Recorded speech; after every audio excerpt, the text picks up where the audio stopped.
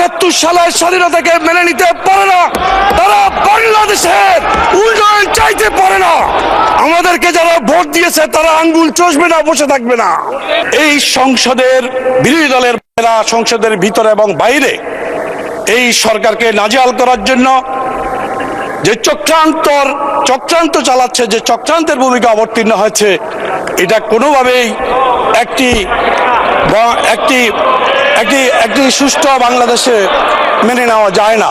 একজন সংসদ সদস্য সংসদের ভিতরে দাঁড়িয়ে যে হুমকির ভাষায় কথা বললেন, আমরা এতে আঘাত পেয়েছি এবং আমরা আমাদের ক্ষোভ প্রকাশ করছি। মহামান্য রাষ্ট্রপতিকে ধন্যবাদ জানাতে চাই এই জন্যই যে তিনি ফ্যাসিস্টের সৃষ্ট নির্বাচিত প্রেসিডেন্ট হয়েও তিনি ফ্যাসিস্টকে ফ্যাসিস্ট হিসাবে স্বীকৃতি দিয়েছেন, ঘোষণা করেছেন জুলাই আন্দোলনের সকলের সাথে।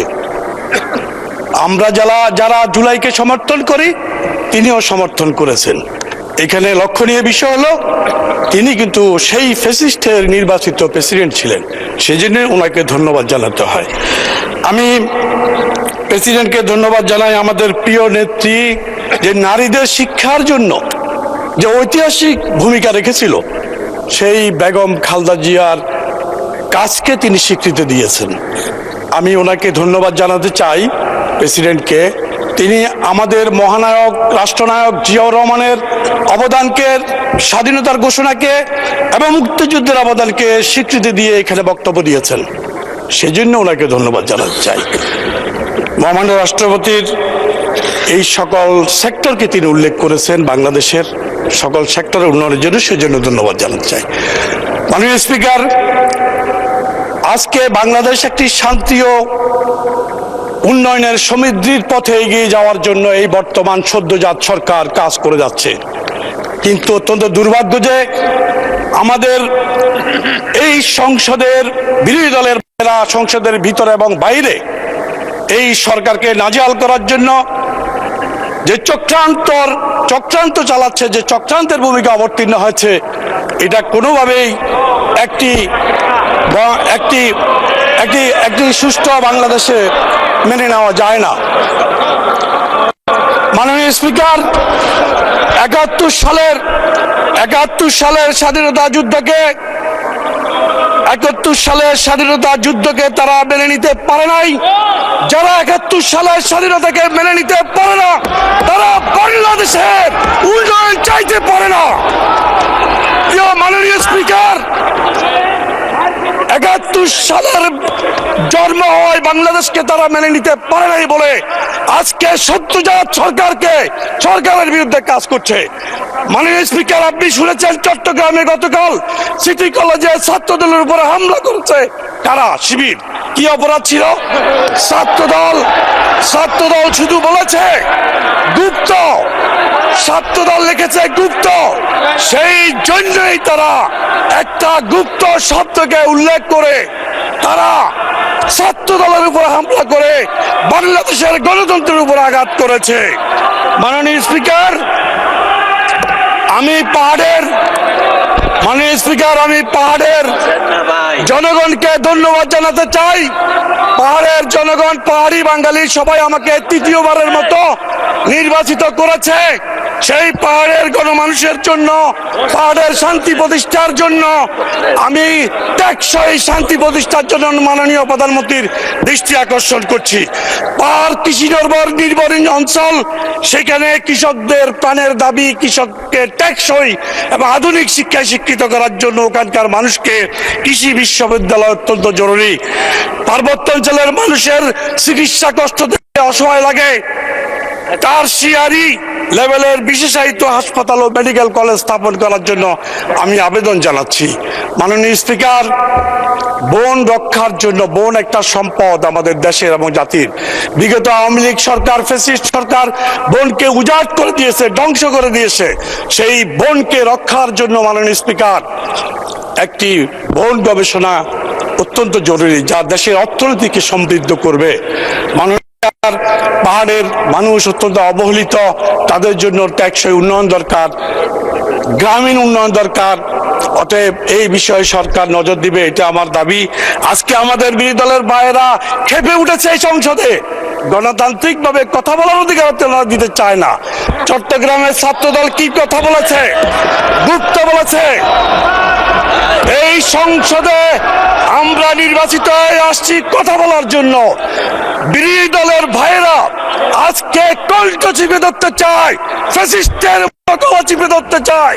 তার প্রকাশ এখানে চট্টগ্রামের ছাত্রদল একটা শব্দ লিখেছিল গুপ্ত। এই গুপ্ত শব্দের সাথে তো কোনোভাবে সংশ্লিষ্টতা নেই। গুপ্ত মাননীয় সদস্য, আপনার এক মিনিটে কনক্লুড করেন। শান্তি 1 মিনিট কনক্লুড। স্থিতিশীলতা তারা চায় না। মাননীয় স্পিকার,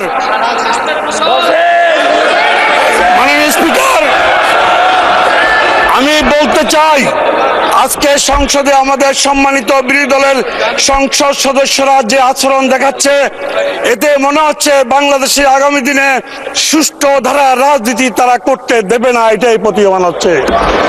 প্রিয় ভাইরা, বিরোধী দলকে আমি এটাও বলে দিতে চাই, আমাদেরকে যারা ভোট দিয়েছে তারা আঙ্গুল চষবে না, বসে থাকবে না, তারা প্রতিবাদ করবে। আমাদের ভোটাররা তাকিয়ে তাকিয়ে থাকবে না। অতএব আমি তাদেরকে সবিনয় অনুরোধ করব, সরকারকে সাহায্য করুন। ফ্যাসিস্টের মতো বিভিন্ন দলের মতো বাংলাদেশকে অস্থিতিশীল করা ঠিক হবে না। আপনারা আসুন আমাদের সাথে বাংলাদেশকে ফ্যাসিস্টের সময় থেকে ভিন্ন সময়ে আমরা বাংলাদেশকে এগিয়ে নিয়ে যাই। কোনোভাবেই যেন অতীতের ধন্যবাদ মাননীয় সদস্যবৃন্দ। রাজনৈতিক বিভিন্ন দলের বিভিন্ন মতাদর্শ থাকতে পারে, তাদের কথাবার্তাতে সবটাই পছন্দ হবে এমন কোনো ব্যক্তি নয়, কিন্তু অনুগ্রহ করে শুনুন, আমার কথাটি শুনুন। এখন আপনাদের একজন বক্তাকে আমি দিচ্ছি, উনি যা যা বলেছে প্রয়োজন হলে তারা আপনারা জবাব দিতে পারবেন। বক্তব্যের মাধ্যমে জবাব দেন। একজন বক্তাকে বক্তব্যের সময় অনুগ্রহ করে ডিস্টার্ব করবেন না। এখন বক্তব্য রাখবেন মোহাম্মদ আব্দুল বারী সর্দার। আচ্ছা, মাননীয় বিরোধী দলের নেতা বলেন, কিন্তু এই বক্তব্যের মাধ্যমে জবাব দিবেন, এটাই আমরা আশা করি। কাউকে ডিস্টার্ব করবেন না, বলুন। না মাননীয় স্পিকার। জি, ধন্যবাদ মাননীয় স্পিকার।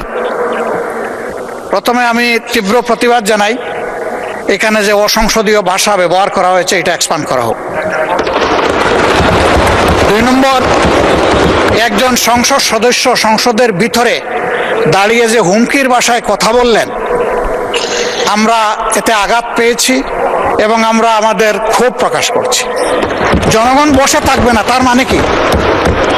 তিনি কি উস্কাই দিচ্ছেন জনগণকে বিশৃঙ্খলার দিকে? এগুলা সংসদীয় আচরণ না মাননীয় স্পিকার।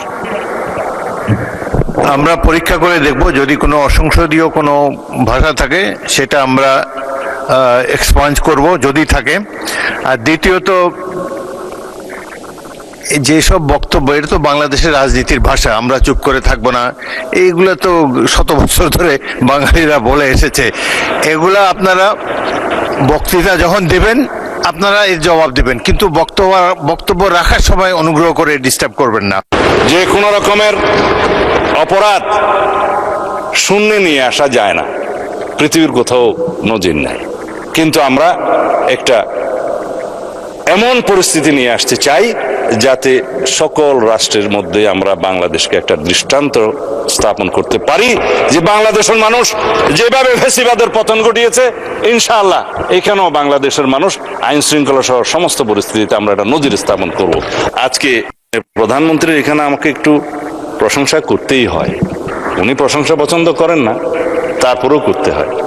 তিনি যদি দিক নির্দেশনা না দিতেন, আইন শৃঙ্খলা বাহিনী সহ এবং স্থানীয় পর্যায়ের জেলা পর্যায়ের ডিসি, এসপি এবং যারা পেট্রোলিয়াম সেক্টরে কাজ করে তারা সহ যদি মাঠ পর্যায়ে সবাই তদারকি না করত, তাহলে বড় ধরনের বিশৃঙ্খলা হতে পারত।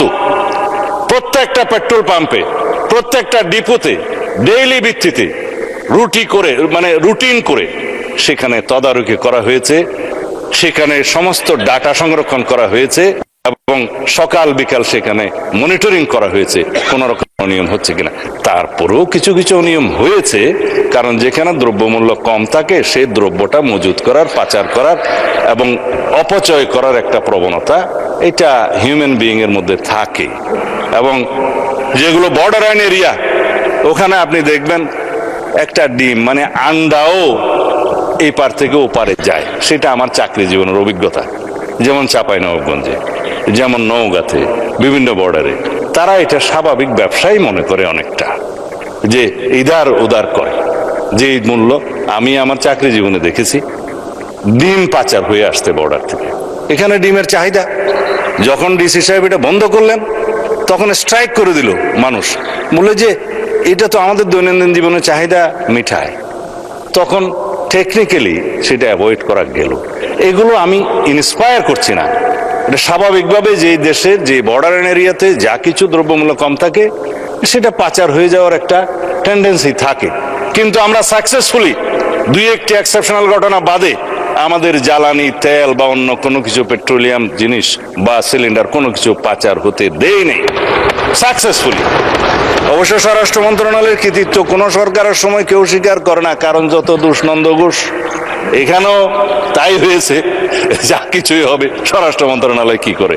স্বরাষ্ট্র মন্ত্রণালয় যেই উত্তরাধিকার সূত্রে যা পেয়েছে সেটা আপনারা জানেন। আমরা আইন শৃঙ্খলা পরিস্থিতি আল্লাহর রহমতে সমুন্নত রাখতে সক্ষম হয়েছে এই পর্যন্ত।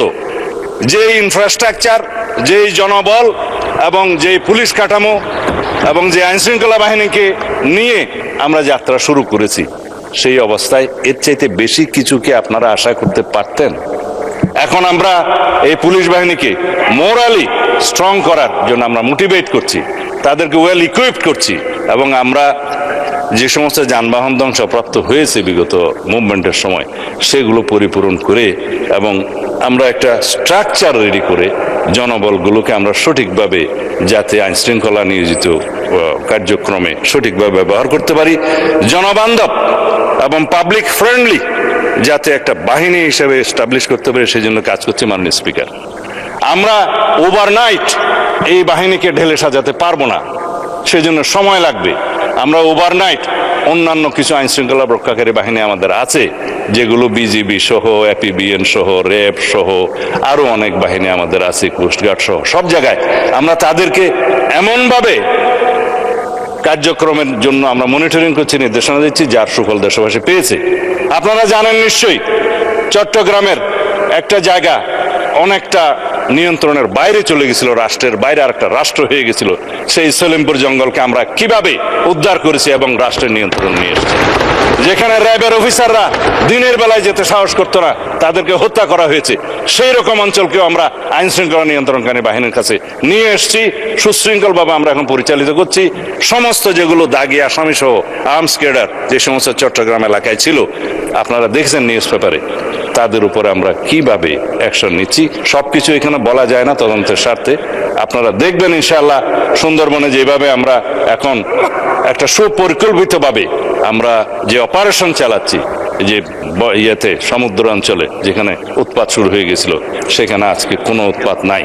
সুন্দরবন থেকে সলিমপুর জঙ্গল, বর্ডার এরিয়া থেকে সমস্ত জায়গায়, ঢাকার কেন্দ্র থেকে সমস্ত এলাকায়, পেরিফেরি থেকে সেন্টার পর্যন্ত ইনশাআল্লাহ আগামী দিনে আইন শৃঙ্খলা রক্ষা বাহিনীকে আমরা এমনভাবে কর্মকাণ্ডে নিয়োজিত করব আপনাদের সহযোগিতায়। ইনশাআল্লাহ বাংলাদেশে যেটা আমি বলি যে মব কালচার আর থাকবে না, সেটা আমরা অবশ্যই প্রতিষ্ঠা করব। যে কোনো রকমের অপরাধ শূন্যে নিয়ে আসা যায় না, পৃথিবীর কোথাও নজির নাই।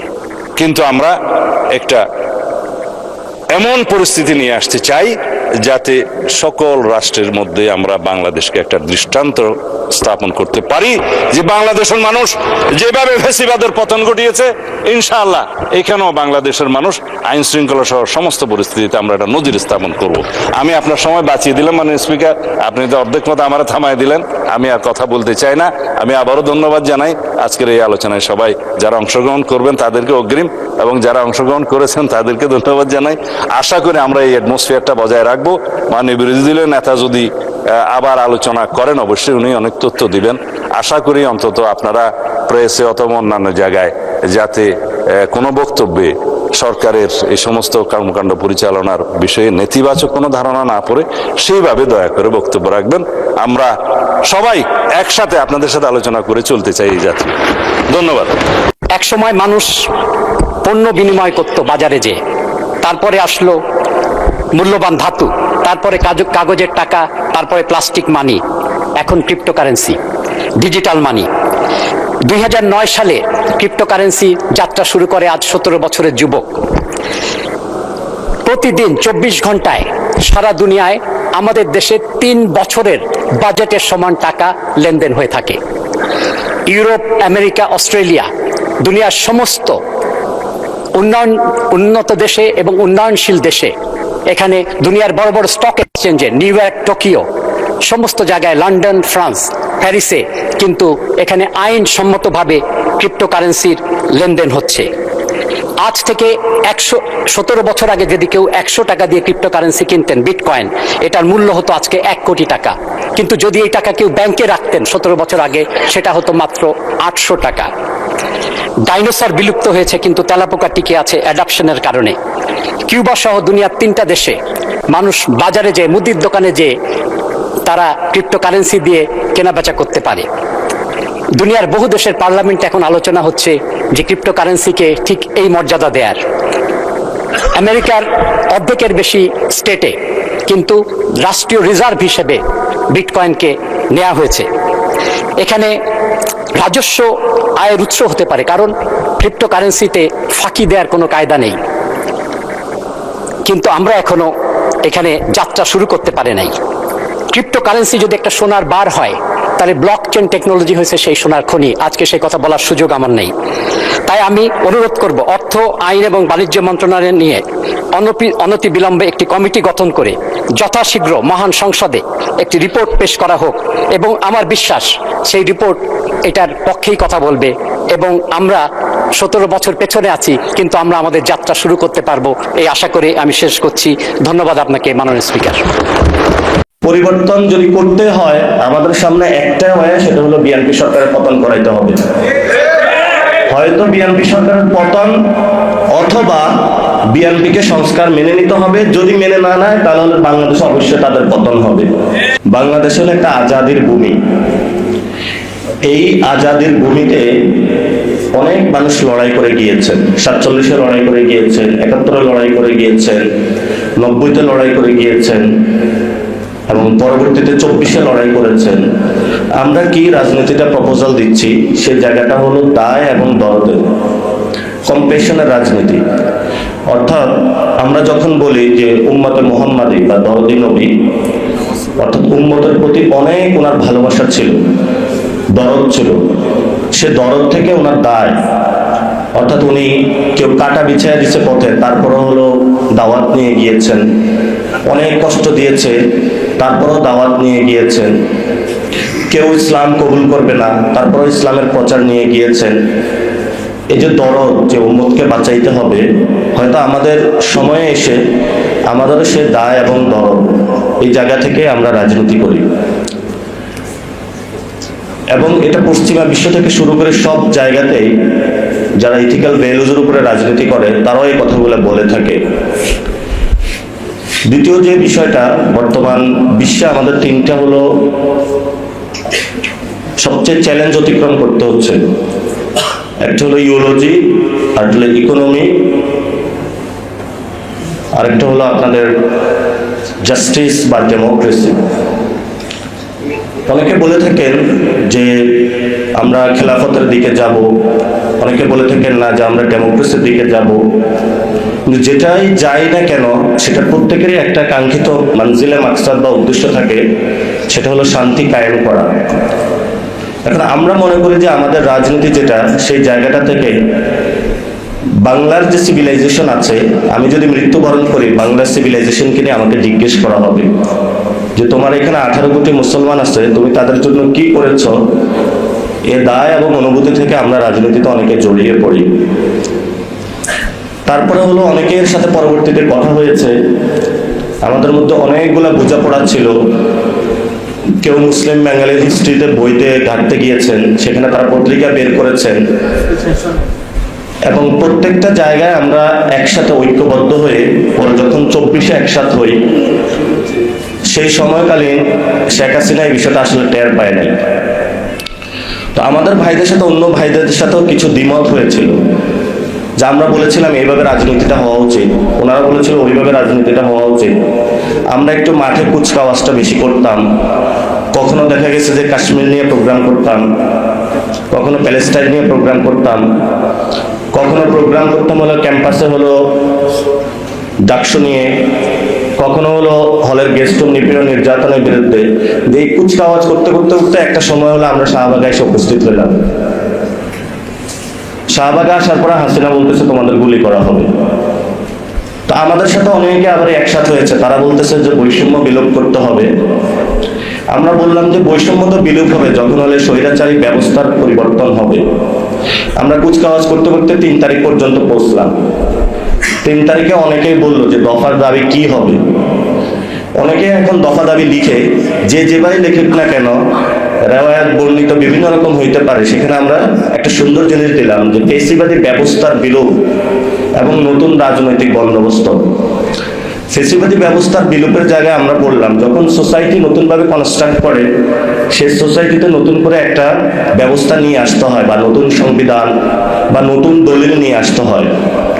রাসূল সাল্লাল্লাহু আলাইহি ওয়াসাল্লাম যখন মদিনায় গিয়েছিলেন, সেখানে একটা মদিনা সনদ হয়েছিল এবং পরবর্তীতে চুক্তিও হয়েছিল, সেখানে মদিনার যত আউস খাজরাজ থেকে শুরু করে সবাই কিভাবে নতুন করে বসবাস করবে। তো আমাদের গত 71-এ একটা দলিল হয়েছিল বাংলাদেশে, সেই দলিলটার ভিত্তি ছিল সাম্য, মানবিক মর্যাদা এবং ন্যায় বিচার। এই 3টি ভিত্তিতে যে রাষ্ট্রের দালিলিক যে প্রমাণ বা চুক্তি গঠন হয়েছিল, সেই চুক্তির পরে 53 বছরে বাংলাদেশের এমন কোনো প্রতিষ্ঠান নাই যে প্রতিষ্ঠানটা সক্রিয়ভাবে কাজ করেছিল। 71-এর পরে মুজিব আইসা বললো এই 3টা ভিত্তিতে চলা যাবে না। মুজিবুল্লাহ সংবিধানে 4টা জিনিস দিয়ে দিল এবং নিজের একটা রক্ষী বাহিনী বানাইল। মুজিবের পরে যখন জিয়াউর রহমান আসলো, জিয়াউর রহমান এই সংবিধানের একটি পরিবর্তন উদ্যোগ নিয়েছিলেন। সেই সময় একটা ভোটও হয়েছিল, কিন্তু জিয়াউর রহমান সাহস করতে পারেন না এই সংবিধানটা পরিবর্তন করার জন্য। পরবর্তীতে তো এরশাদ এসেছিল, এরশাদের পর বেগম খালেদা জিয়া এসেছিল। খালেদা জিয়াও কিছু চেষ্টা করেছিলেন। 90-এর যে আন্দোলনটা হয়েছিল, 3 দলের একটা রূপরেখা হয়েছিল, সেখানেও কিছু পরিবর্তনের সুযোগ এসেছিল, সেটাও করা হয় নাই। পরের ইতিহাস তো আপনারা জানেন, শেখ হাসিনা একটানা 17 বছর ছিল। 17 বছর থাকার পরে যখন এই পুরো ব্যবস্থাটা ভেঙে পড়লো, তখন আমরা বলছি যে আমাদের একটা নতুন ব্যবস্থার মধ্য দিয়ে যাইতে হবে। এই সামাজিক চুক্তি লাগবে, যে সামাজিক চুক্তির আয়তা হলো আমাদের খুনিরা থাকতে পারবে না, শেখ মুজিবের রক্ষী বাহিনী থাকতে পারবে না, আমাদের উপরে যে ভারত রাষ্ট্র প্রতিনিয়ত আমাদের আজাদিকে নিয়ে যাচ্ছে, সেই ভারত রাষ্ট্রের এখানে ইন্টারফেয়ারেন্স থাকতে পারবে না। আমরা সেই জায়গাটার নাম বললাম নতুন বন্দোবস্ত, যেটাকে ইংরেজিতে বলে নিউ সেটেলমেন্ট। এই নিউ সেটেলমেন্টের জায়গাটা বিশ্ব বহু রাষ্ট্র হয়েছে। যেমন আপনারা ধরেন কোরিয়া, দক্ষিণ কোরিয়া এখন 5th রিপাবলিকে আছে। তারপরে নেপালের উদাহরণ আসেন, নেপালও তারা তাদের মধ্যে নতুন সেটেলমেন্ট করেছে। যুগে যুগে অনেক জায়গায় নতুন সেটেলমেন্ট হয়েছে। সেই সেটেলমেন্টের যখন আমরা কথা বললাম, অনেকে রাজি হইল না যে সেটেলমেন্ট দরকার নাই। কেন দরকার নাই এটা তো আজকে আপনারা বুঝতে পারছেন, যে তাহলে আজকে হলো রামদা দিয়ে কাউকে কোপাইতে পারবে না। এই রামদা দিয়ে কোপানোর জন্য ওই সময় হলো বিএনপি হলো নিউ সেটেলমেন্টে যায় নাই। এবং এই গণ অভ্যুত্থানের পরে ক্যাম্পাসে দেখেছি সব ছাত্র সংগঠন একসাথে ওই মারামারির জন্য রেডি। পরে আমরা 3 জন গেলাম, সকল ছাত্র সংগঠনকে ডাকলাম। ডাকার পরে প্রায় 15-20টা ছাত্র সংগঠন একসাথে হয়েছিল। হওয়ার পরে সবাই বিক্ষুব্ধ, কে কাকে খাবে, কে কাকে মারবে। আমরা বলতেছি আজকে থেকে ক্যাম্পাসে কোনো মারামারি চলবে না, যেই ক্যাম্পাস থেকে মারামারি করবে তাকেই প্রশাসনের কাছে হ্যান্ড ওভার করা হবে। সেই সময়কালীন সকল ছাত্র সংগঠনের মধ্যে একটা চুক্তি হয়েছিল যে আমরা ক্যাম্পাসে মারামারি করব না। পরবর্তীতে সেই চুক্তি থেকে অনেকে বের হয়ে যায়।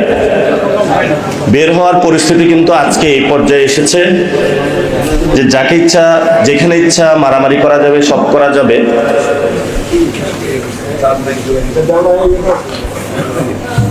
এবং পরবর্তীতে যখন সরকার গঠন করা হয়েছিল, সেই সরকারে সকলের অংশগ্রহণ ছিল। সরকারের কয়েকদিন যাওয়ার পরে একদল বলল যে আমাদের লোক নাই এখানে, এর কয়েকদিন পরে একদল বলল যে না আমাদের লোক নাই। পরবর্তীতে দেখলাম ঢাকার রাজপথে হলো খোকাপুত্র ইশরাক নেমে গেল, আন্দোলন করে, সব জায়গায় শুধু আন্দোলন হচ্ছে। আমি নিজে ডিরেক্টলি 194টা আন্দোলন যেখানে হলো মাঠে গিয়ে কাজ করতে হয়েছে। এখন অনেকে বলবে আমরা তো প্রশাসন না, কাজ করেছিলাম কেন? কাজ করেছিলাম এই জন্য, সবাই মারামারি করে, প্রশাসনে ডিল করতে পারে না। পরবর্তীতে আমরা ন্যায় এবং গণতন্ত্রের ভিত্তিতে একটি নির্বাচনের মধ্য দিয়ে বাংলাদেশকে তুলে দিলাম, কিন্তু সেখানে কোনো গণতন্ত্রের ছোঁয়া দেখতে পাইলাম না। আমি নিজে এক্সপিরিয়েন্স করলাম যে বাংলাদেশে এই ইলেকশনটা একটা সঠিক ইলেকশন হয় নাই, যেখানে ইঞ্জিনিয়ারিং হয়েছে, এবং ইঞ্জিনিয়ারিং হয়েছে এখানে একজন রাজসাক্ষী আছেন যাকে হলো ইঞ্জিনিয়ারিং করে হারানো হয়েছে। ওই ইলেকশনের আগে আমরা বলেছিলাম আমাদের বাংলাদেশে 3টে জিনিস বাস্তবায়ন করতে হবে। যেহেতু নতুন সংবিধান হয় না, আমরা একটু পিছাইলাম। ঠিক আছে, তাহলে একটা সংস্কার কমিশন হবে, সংস্কার বাস্তবায়ন করতে হবে, এবং যারা 1400 শহীদ হয়েছে তাদের বিচার করতে হবে। সেটাও বাস্তবায়ন হয়নি। আমরা এখন যে পর্যায়ে এসেছি, এই পর্যায়ে শেখ হাসিনার যে আমল, ফ্যাসিস্ট সিস্টেম, তারেক রহমান ওই সিস্টেমের উপরে বসেছেন, বিন্দু মাত্র কোনো পরিবর্তন হয় নাই। আগে ছাত্রলীগ রামদাদিয়া কোপাইতে হলো জগন্নাথে, এখন হলো ছাত্রদল কোপাচ্ছে। আগে হলো যুবলীগ কোপাইতো, এখন হলো যুবদল কোপাচ্ছে। ফলত আমরা এই ব্যবস্থা যে এটার হলো পরিবর্তন চাই। পরিবর্তন যদি করতে হয় আমাদের সামনে একটা হয়, সেটা হলো বিএনপি সরকারের পতন করাইতে হবে। হয়তো বিএনপি সরকারের পতন, অথবা বিএনপিকে সংস্কার মেনে নিতে হবে। যদি মেনে না নেয় তাহলে বাংলাদেশে অবশ্যই তাদের পতন হবে। আর আমি 1 মিনিটে শেষ করবো। তাহলে সেখানে মাদ্রাসা শিক্ষার্থীদের কাজ কি? আমি মনে করি প্রাইভেট, পাবলিক, মাদ্রাসা, বাংলা, আমি এগুলোকে পার্থক্য করি না। শিক্ষার্থী তো শিক্ষার্থী, আবার আলাদা করার কি দরকার আছে? কবে দুঃখজনক হলো, এই অভ্যুত্থানের পরে আমাদের বামপন্থী ভাইয়েরা একটা আলাপ তুলেছিলেন যে প্রাইভেটের শিক্ষার্থীরা হারায়া যাচ্ছে। আমরা সেটার জন্য দৌড়ে প্রাইভেট ইউনিভার্সিটিতে গেলাম, কিন্তু ওই ভাইয়েরা জীবনে কখনো বাংলাদেশের মাদ্রাসা শিক্ষার্থীদের তারা হলো 2 চোখ দিয়ে বাংলাদেশে দেখতে পায় না, কারণ তারা বাংলাদেশে অন্ধ। এই গণ অভ্যুত্থানে অনেক স্টুডেন্ট যারা মাদ্রাসা সেক্টর থেকে অবদান রেখেছিল, কখনো তাদের অবদানকে স্বীকার করা হয় নাই, তাদেরকে রাজনীতিতে ওইভাবে হলো আসতে দেওয়া হয় নাই। ভবিষ্যতেও স্বীকার করবে কিনা এটা জানি না। আমি মনে করি এই লড়াইটা মাদ্রাসা সেক্টরে যারা আছেন, আপনাদের লড়াই, এই লড়াইটা আপনাকে কেউ দিয়ে যাবে না। আপনার লড়াই করে আপনার যে ন্যায্য হিস্সা, যে ন্যায্য অধিকার, এটা বাংলাদেশে আদায় করতে হবে। পিছিয়ে থাকার কোনো সুযোগ নাই। যদি কেউ আদায় করতে না দেয় তাহলে সে অন্যায্যতার বিরুদ্ধে আমাদের ইনশাআল্লাহ লড়াই হবে। সে লড়াই ইনশাআল্লাহ সকল মানুষ জয়ী হবে। বাংলাদেশের 90% মানুষের যে ভ্যালুজ, এই ভ্যালুজ নিয়ে বাংলাদেশ কায়েম হবে, বাংলাদেশের সংস্কার বাস্তবায়ন হবে, আমাদের যে ভাইয়েরা শহীদ হয়েছিল সেই ভাইদের বিচার হবে, এবং বাংলাদেশে আগামী যে নির্বাচনগুলো আসতেছে সেই নির্বাচনগুলো গণতান্ত্রিক পদ্ধতিতে হবে। যদি না হয় তারেক রহমানের বিদায় ঘন্টা বেজে যাবে বাংলাদেশ থেকে, এবং এটা তারেক রহমান আমি আজকে লিখে দিয়ে গেলাম। তারেক রহমান থাকতে পারবে না যদি সংস্কার বাস্তবায়ন না করে। ছাত্রদল যুবদল তো অনেক পরের কথা, এখন ওনারা রামদা নিয়ে মাঠে নেমেছে, আমরা প্রশাসনের দিকে তাকিয়ে আছি। প্রশাসন যদি এটা নিষ্ক্রিয় করতে না পারে তাহলে তো আমাদের নিরাপত্তা আমরাই নিশ্চিত করতে হবে। সবাই প্রস্তুত।